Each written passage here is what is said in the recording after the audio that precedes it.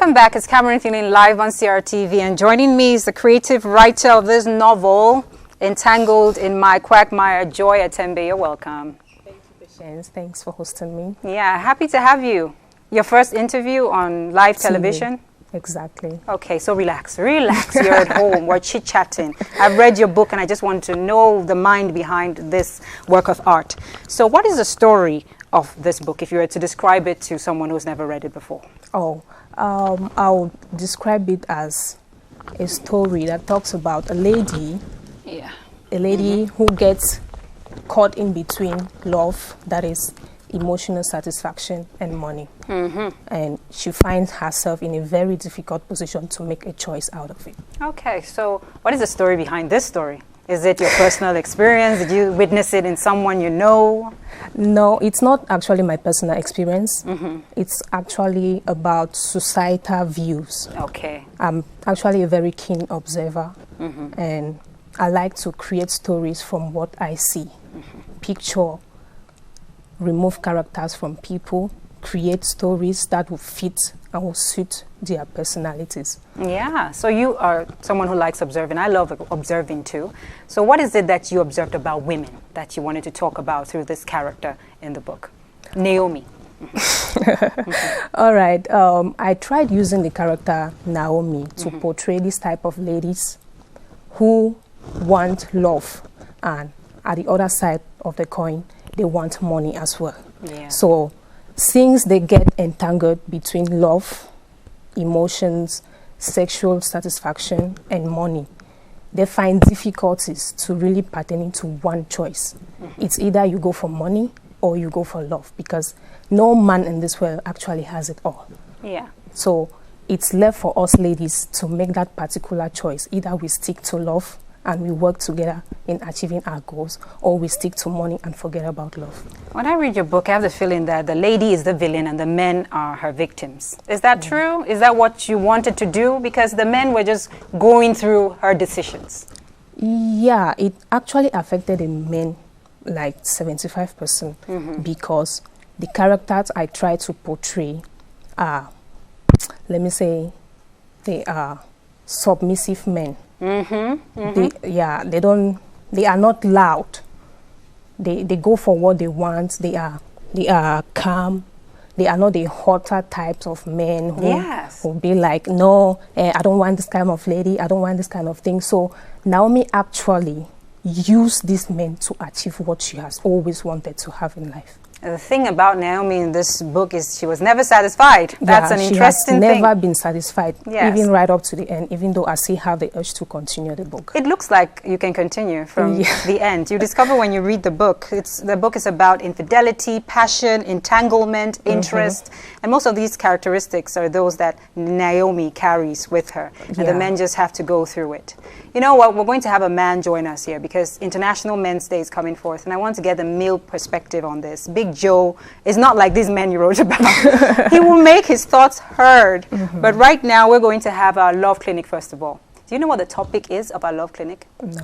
It is one girl who is in love with two men. Yeah. And then the counselor will tell us what to do, or tell her what to do. Counselor Asanji, up to you.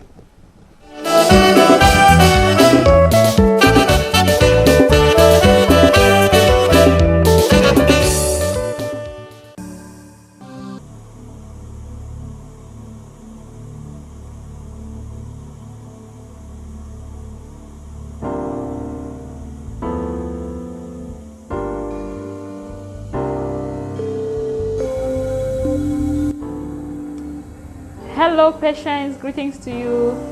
It's a pleasure being part of this segment, The Love Clinic. I'm Counselor Mrs. Asanji Yvette, and I'm going to be reacting to this question of this lady that has two guys who love her so much, and so she's finding it difficult on who she should choose. Now the first thing is, I've always been talking about double dating, the disadvantages and the consequences of double dating.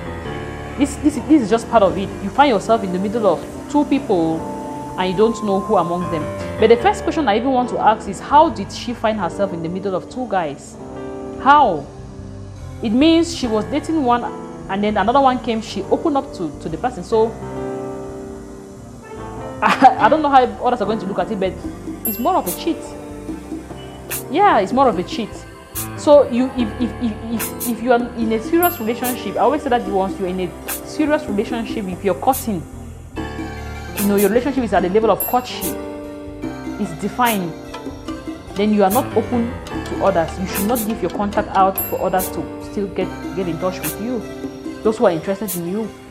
But let's say, okay, let's assume that she was still dating the first guy, then the second guy came. Now she finds herself in the middle of the two. What I will tell her is this: from every indication, she has not understood her purpose on earth.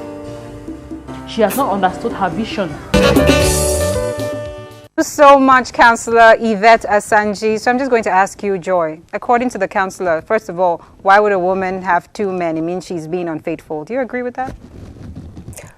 Yeah, it means she's actually being unfaithful. Yeah. Yeah, because you cannot be dating someone for love and you are dating another person for money. If you are to go with someone for love, first of all, you should have the patience to wait for that your lover who doesn't have money to make it in life. What if he makes it and then doesn't pick you? Then that's life. Okay. You don't have to blame him for that. You have to blame what nature has to offer for you. Okay. This is a gentle way of accepting life. But then Big Joe is in the building. Hi, Big Joe. Patience. I'm not hood. I'm not fine. First off, my condolences. Oh God. You lost your father. Yes, but Anya Chasa Savito in Bamenda. Yeah. Well, oh God, Mama Azam Monica, aka Iron Lady. I'm sorry, dear Mama. It's well God over everything. God over everything. And I'm sure your father left proud of the man that you are and how much you gave him of your time and all that you had. So there's nothing to feel bad about. He's gone to rest. Okay? For sure, Patience. Okay. So Big Joe, after that, let's get into the zone right now. Thank you. What do you have to say to a woman who's like, I'm confused. I have two men. One is rich, one is handsome. Who do I pick? I'm confused. Well, what I would tell the woman is that let her go to the position where her heart belongs. Because if she truly loves one of those men, let her follow her heart. But she likes both. One has... No. She cannot be... No, it does not affirm in African contextuality. She is just supposed to get one man.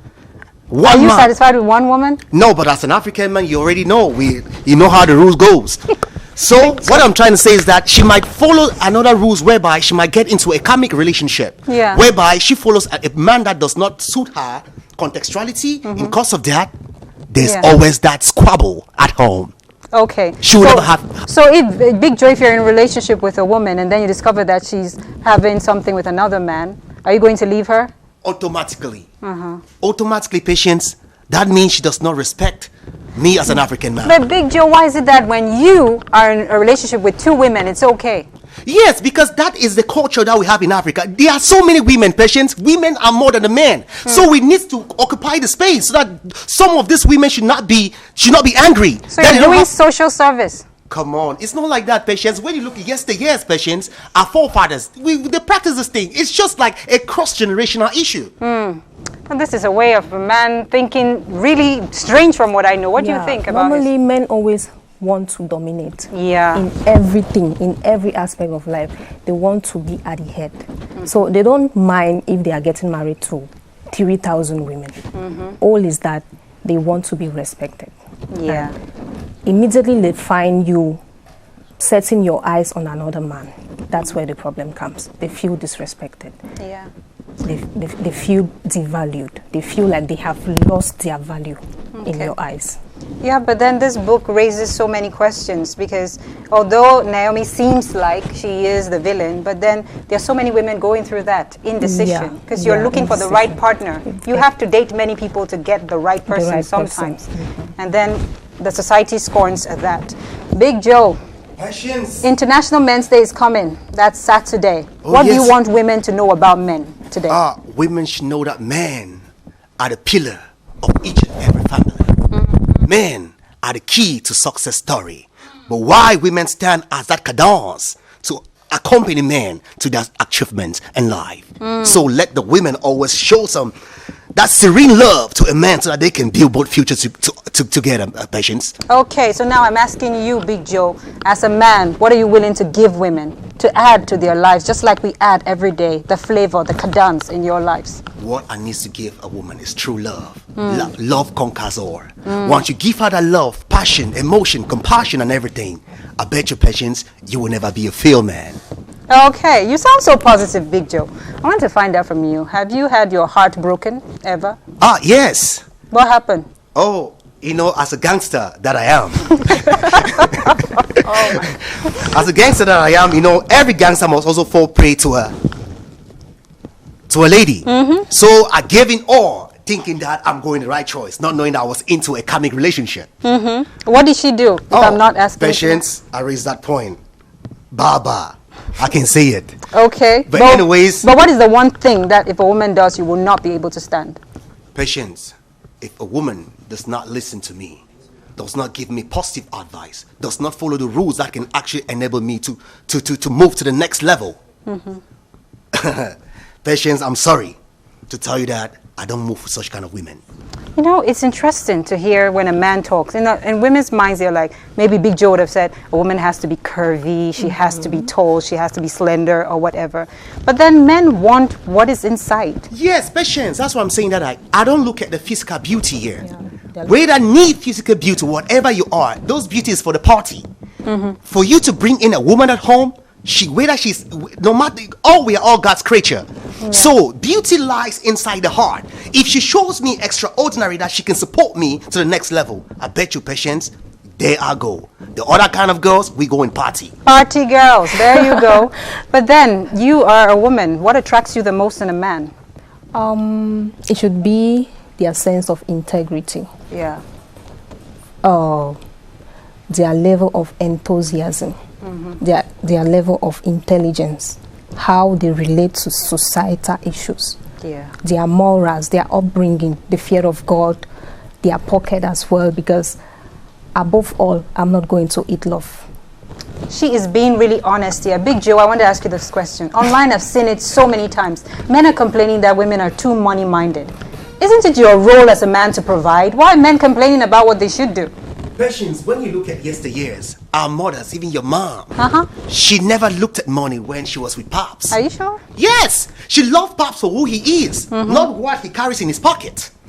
Yes, because of this, because of globalization nowadays, women see how men flock to monies up and down, and they think that their partner should be like that. If your partner is handicapped, he's not financially viable, you want him to go and steal to give you? No. Patience, please cut your coat according to your size. Ooh, Big Joe has said it so beautifully. But then when you read this book, there's loads more to discover. Entangled in My Quagmire by Joy Atembe. It's also a highly passionate book. That's why there's this 18+. If you're not 18+, do not read this book. But if you're 18+, there you go. It's for you. Big Joe, let's talk music now. Patience, here is the national anthem. Yes, this song that we are going to listen to in a moment is unbeatable. Tell us a little bit about it. Patience, we are talking about Joe On't S'en Fout here. Big Joe featuring Dynasty La Tiger. Yes. It is a masterpiece. Oh. It was a drastic combination of two major artists in 237. The song cut across Democratic Republic of Congo, that is Rumba. Coming back to Cameroon, Emmanuel Dibango. And then now we had to take a small melange from the west of Africa, that's Ghana and Nigeria, in High Life. And then now we are talking about a universal language, which is hip-hop and entertainment, where I come from. We had to bring in a blend of hip-hop into it to make it a universal atmosphere. That is Joe On't S'en Fout for us. And now we are talking about the language. The language is stricto-mento Cameroonian. A Cameroonian language. You have the Bulu and also the Ngemba from the Northwest region. French and English and Pidgin. That is it. We are talking about your Patience. You know what, Auntie Leo? I'm loving that Joe On't S'en Fout, but can we just do a little thing? First off, we're going to have a commercial break. When we come back, we savour Joe On't S'en Fout by Big Joe and Dynasty The Tiger. In conversation with Joy and Big Joe. So we can get this book in Amazon for the soft copy, and for the hard copy, where do we get it? With me, I will leave a few copies here in Yaoundé with Acho Leticia. Any number people can contact? 682-725567. I will repeat, 682 725567. Thank you for coming, Joy. Thank you, Big Patience. Joe, any final words before we listen to On't S'en Fout? Yeah, okay. I just want to say a big shout out to Rolly West of France, Naston Paris in the United States, Tata Diorine, Chopin Zemo, and Mamoda Mama Azamonica. But I want to say that please, you can all go to YouTube, type, scream, download, subscribe, and share to friends and family. I'm talking about On't S'en Fout. It's a masterpiece, a global piece, one in the millennium in 237 and the world at large. Please, please, Whoa, please. this energy we need when watching the World Cup come Sunday. Thank you so much, guys, for being with us. And you for watching. We leave you with this song by Big Joe and Dynastie Le Tigre. On't S'en Fout. Happy weekend. Thank you. Rest as used to like it. No need to think about luxuries, right? The life we live in is border. So let's play along and drink along and pop some bottles all night. Walk in my club, on Friday. Non book along until Sunday. Walk Gucci in the Prada. Dans Chris Bobo, Femna, on s'en fout. Voilà bien aussi rock, no trump. On s'en fout. Ensemble, on défouille fort. Je dis on s'en fout. Ensemble, on défouille fort. On s'en fout. Voilà bien aussi rock, no trump. On s'en fout. Ensemble, on défouille fort. Je dis on s'en fout. Ensemble, on défouille fort. Ah oui, on s'en fout. Dama chukana yuma bongo, jaina ya bobi fwe. Dama chukana yuma bongo, jaina ya bobi fwe. Oh, yeah, yeah, yeah.